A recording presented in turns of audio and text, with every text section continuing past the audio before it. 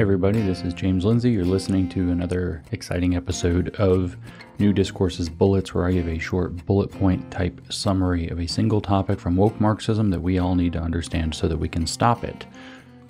I want to talk to you today about DEI again, diversity, equity, and inclusion, or it could be unconscious bias or implicit bias or any of these sensitivity type trainings that you've seen at work. It could even be the kind of brainwashing sessions around sustainability training and so on. But less applicable than the DEI. Because what I want to introduce to you is a concept called speaking bitterness that actually came from Mao's China in the 1950s when he was conquering China kind of initially after having taken over the government. So reading about his reign in China in the 1950s, I was struck by this concept, this phrase that I had never heard of, which is speaking bitterness.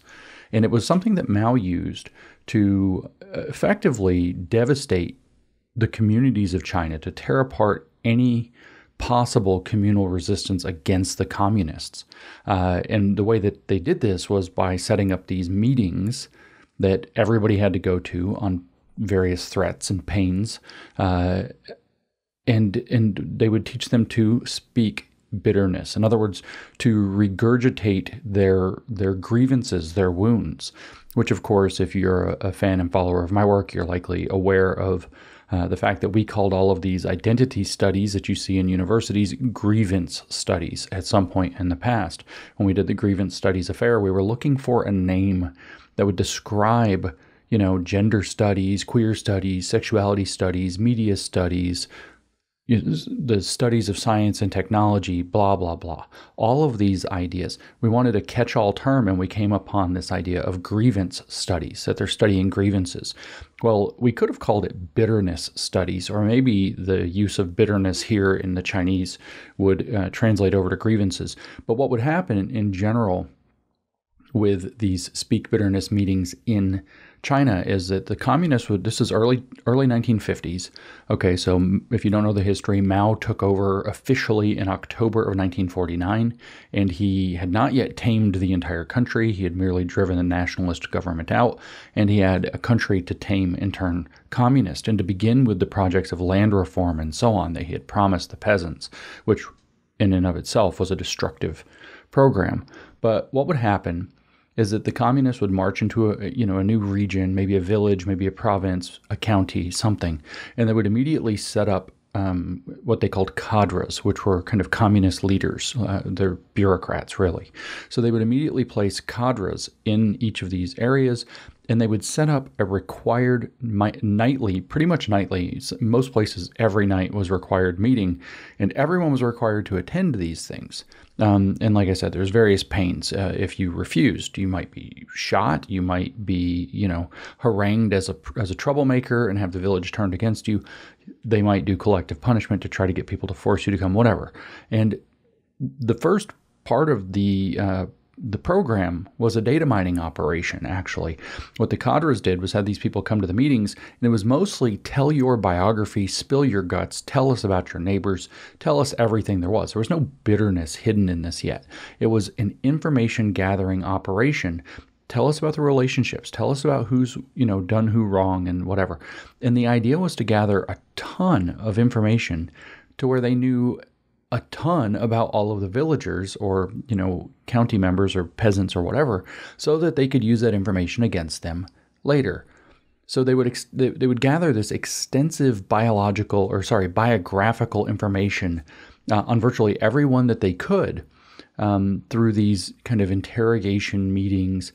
And sometimes it would be really detailed in information, including, the various misdeeds and cheats and intrigues that people were, you were with my brother, blah, blah, blah, different kind of stuff. They'd use this to start compiling biographical data on the for whatever purposes, on the excuse that they were learning the lay of the people so that they could classify people into one of several different class categories. Obviously, Mao separated the population into various class categories following communist theory.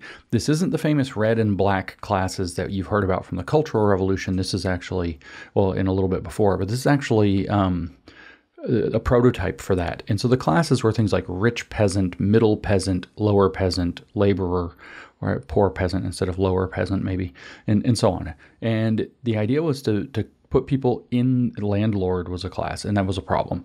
And they wanted people classified as such so that they could direct the Speak Bitterness campaigns later. So they gathered all this biographical data about people to figure out where they went in the hierarchy and to have tons of dirt on people to drag up.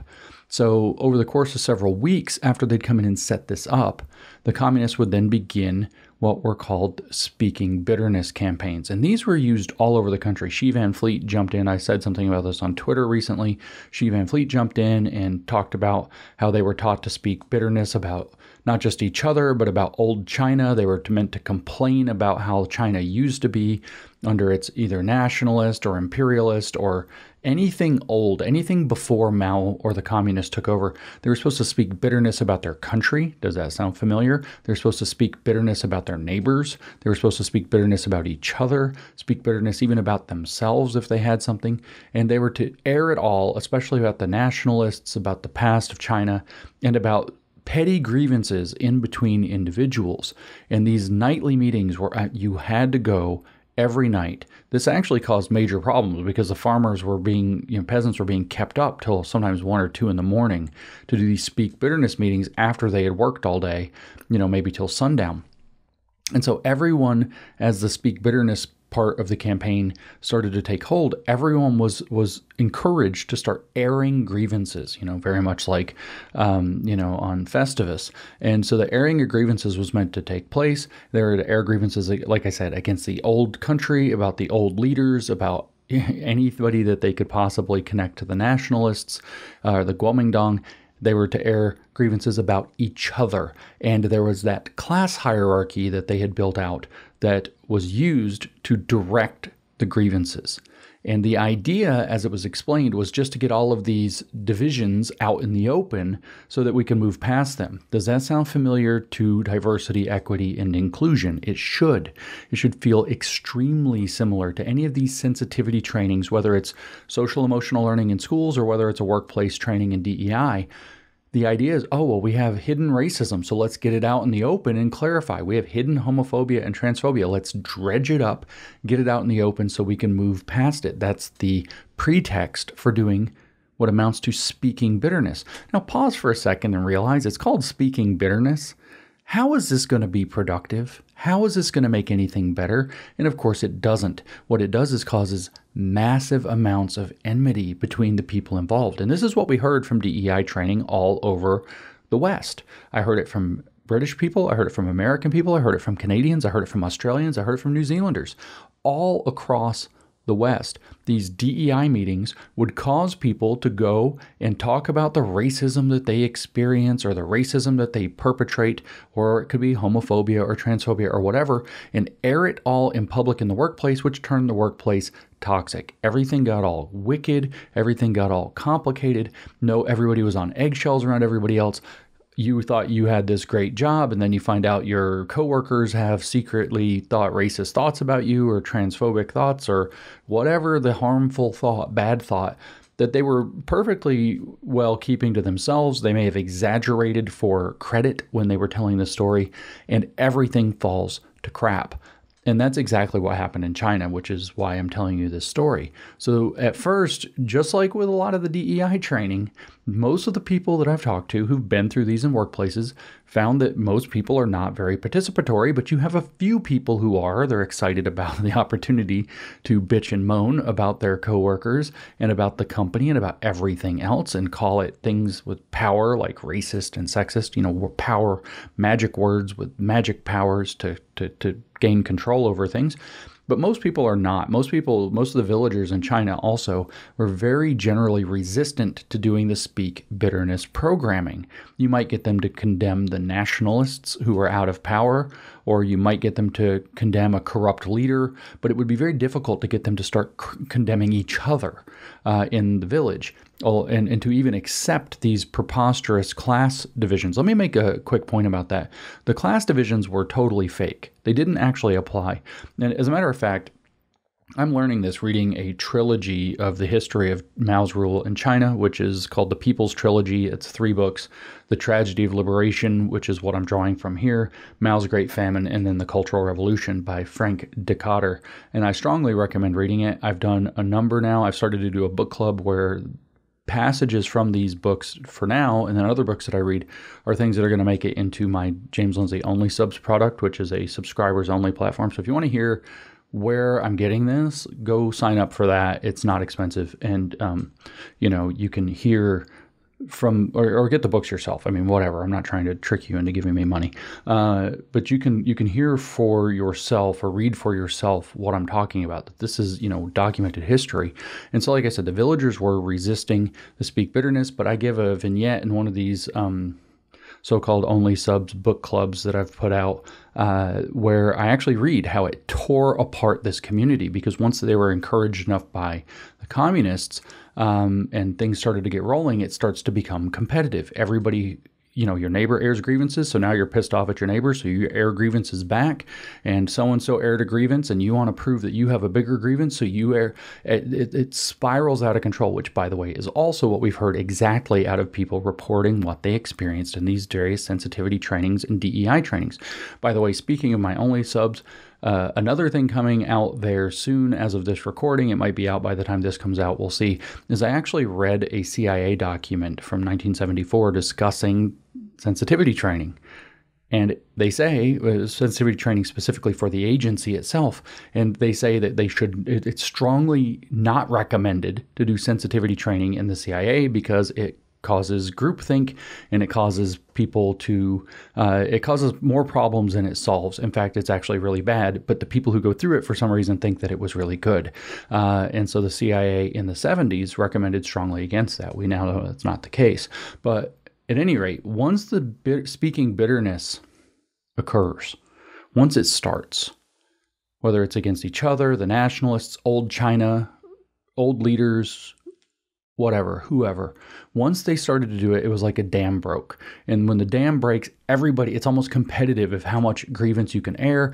And then, of course, you've got retaliatory grievance airing. You could imagine John stole my, shovel or whatever and broke it, or I loaned him my shovel and he broke it and he never paid me back, or something like that. And so then John comes along and says, well, you should hear the stuff Bill did to my, whatever it happens to be. I'm not going to get into any made up details, but you can imagine how there's this reciprocating grievance airing, negativity breeding negativity. And what I expose in the book club episode about speaking bitterness is that, which I encourage you to listen to it or go get the book, The Tragedy of Liberation, yourself and read it, is just how awful the results of this were. I mean, I just read directly from Decatur, who makes it extraordinarily clear that this culminated in basically everybody trashing everybody, a torn apart community, and eventually to the point of lynchings, not just handing people over to the communists, but lynchings. So encouraged by the communists to participate in all this, virtually everybody would start airing all their grievances against each other. If they weren't doing so proactively and voluntarily like some would, it would eventually, like I said, be done in retribution for the grievances that had already been aired against them and the shame and humiliation that followed. If you read Robert J. Lifton on how the Maoist cult of thought reform or ideological remolding or brainwashing worked, it was all driven by guilt and shame. You would have this shame heaped upon you for being a certain way, which you would then realize applied to you, and then you would try to hide that in yourself as much as possible and blame other people for it by projecting it off of you.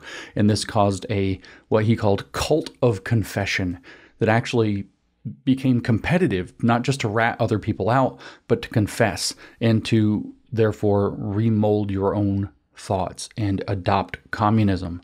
And so this went to the point where that would spiral out of control. Everyone was trashing everyone. And it got so bad, as I read in the Only Subs episode about speaking bitterness campaigns directly from Decatur, it got so bad that the communists frequently couldn't even keep control over the populations that were subjected to their speak bitterness campaigns, which let me just emphasize, that ended up being everybody. They did this to everybody. Everybody in China was subjected to speak bitterness campaigns because of their power to destroy the fabric of a community, or in the DEI landscape, the fabric of a corporate culture or company culture or institutional culture.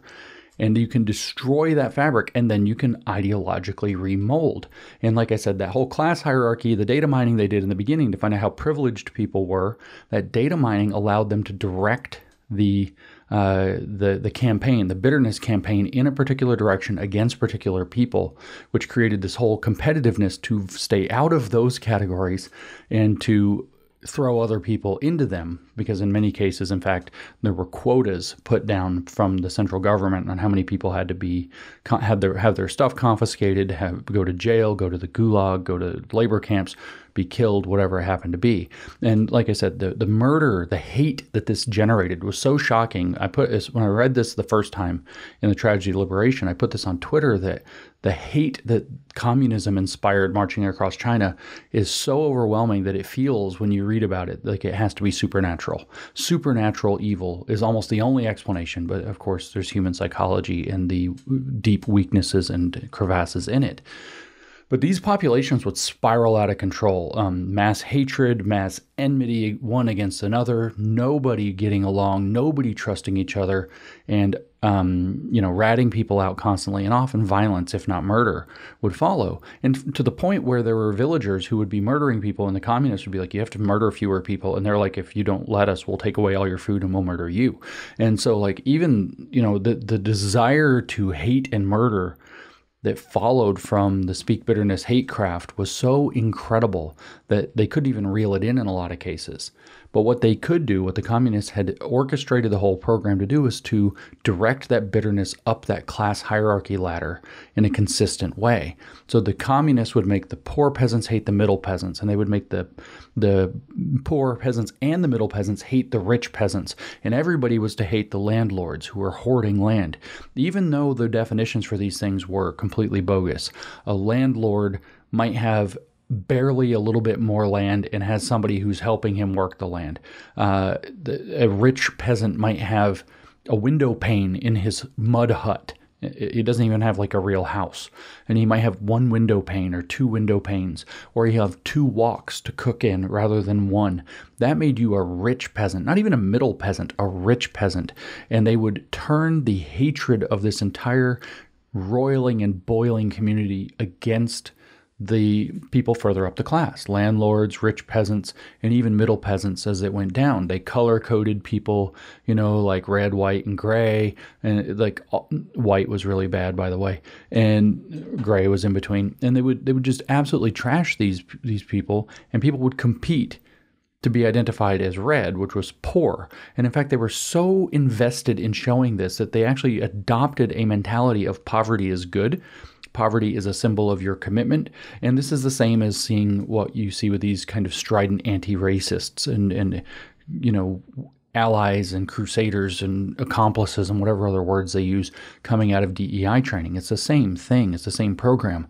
So as long as the communists could force this hate to flow up this artificial status or class hierarchy, which didn't even apply to the majority of people it was applied to. I did an episode in the Only Subs book club about that too, specifically reading from Decatur how these class designations definitely did not apply. They would come to a village, for example, and there wasn't a single person who could possibly qualify as rich. There wasn't a single person who could even qualify as middle. So they would just kind of artificially decide whoever was barely best off, just a hair's breadth better off than their neighbors. Like, having an extra half a square meter in their hut. Now that person's the rich person. So they could have this artificial class hierarchy. And the people were bewildered about how they got placed where they were. And since it didn't make sense, since there were arbitrary rules and it was enforced by the communists, the people fought like hell not to be classified that way, which created more hate, more enmity, more bitterness, more fighting, more violence. And as long as the communists could direct this hatred up the hierarchy, up this artificial class hierarchy they'd built out, they were generally happy, even though it was getting out of control.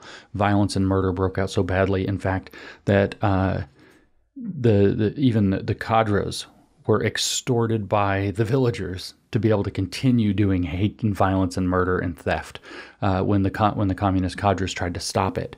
So the result of speak bitterness campaigns in China was the utter destruction of entire communities.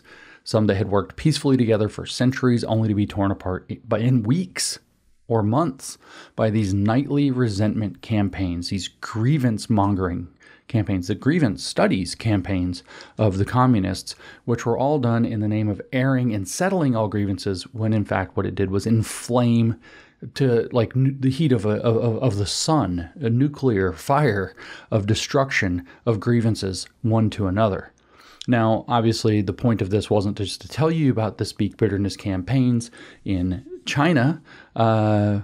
It's to also talk about DEI. Before I do that, though, I put this on Twitter about a week ago or so, and it went kind of viral. And Shi Van Fleet, who is a survivor of the Cultural Revolution in China. She is an American patriot now who's speaking up more loudly than almost anyone. She's the author of a book called Mao's America, which I wrote the foreword to and recommend. She said, speaking bitterness, this is how she replied to me. Speaking bitterness was also used to indoctrinate the young. In the speaking bitterness session below, and there's this picture of exactly that with a bunch of children, a poor peasant tells the audience the suffering he had endured in old China. So they're speaking bitterness about old China, which means before the CCP takeover. And he's using his ragged clothes, his old ragged clothes, as a prop. And the sign behind him in Chinese big character poster says, "Never forget class bitterness. Never let go the blood-soaked hatred." So the goal, she says, is to teach the young to hate class enemies. And this is just an army of, it looks like almost all young girls looking on at this. And so speaking bitterness, she says, is here in America. The marginalized, and she put that in quotes, the quote, marginalized people are consistently encouraged to speak their never-ending bitterness and grievances. It happened at my former workplace. After Floyd's death, in an all-hands meeting, 2 black employees were made to speak of the bitterness of racism that they had endured. The goal is the same, to foment hatred. So this is this was Shi Van Fleet's reply to me putting the concept on Twitter, and she lived through this, so she definitely knows what she's talking about. But what I want to draw the parallel not just to what she said, which was the all-hands DEI sensitivity meeting after George Floyd died. I want to draw the parallel directly to the DEI training, unconscious bias training, and so on. That's all a data mining project to get you to find out that you have this class hierarchy in terms of your racism and homophobia and transphobia and whatever else, classism maybe even, and then to encourage then that as fodder to direct speak bitterness campaigning in the guise of an HR department program that's supposed to improve workplace compliance.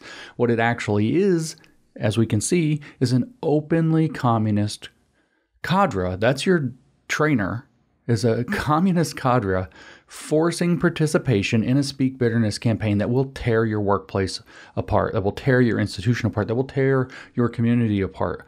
So it's very difficult to comprehend the core purpose of DEI training and its policies outside of speak bitterness campaigning once you know about the speak bitterness campaign and how programmatic and important and central it was to the takeover of the Maoist communists of the CCP in China in the 1950s. I'm sure, I've talked endlessly in the past about other purposes of DEI, but this one's big. So when I gave the episode recently where I said that diversity means to politicize, inclusion means to force political accommodation, and equity means in the name of socialism, this is actually what I'm talking about. This is the speak bitterness is the tool by which they can shatter the cohesiveness of an institution or a community or a workplace so that they can redirect it into this class hierarchical bitterness campaign that's only destructive. And so it's extremely frustrating to realize this, because if we had learned about the history of China the way that we should have, if we would have known about speak bitterness campaigns, we would have recognized DEI training as a speak bitterness campaign from the beginning. And if we had recognized it as what it was from the beginning, instead of debating about how we might come up with ways to get around the requirement, put a check mark in the box, we would have actually said, no, we're not doing this. And we wouldn't have suffered nearly the damage to our society society and our businesses and everything else that we hold dear because of this communist provocation if we had known what we were looking at. And that's fairly frustrating.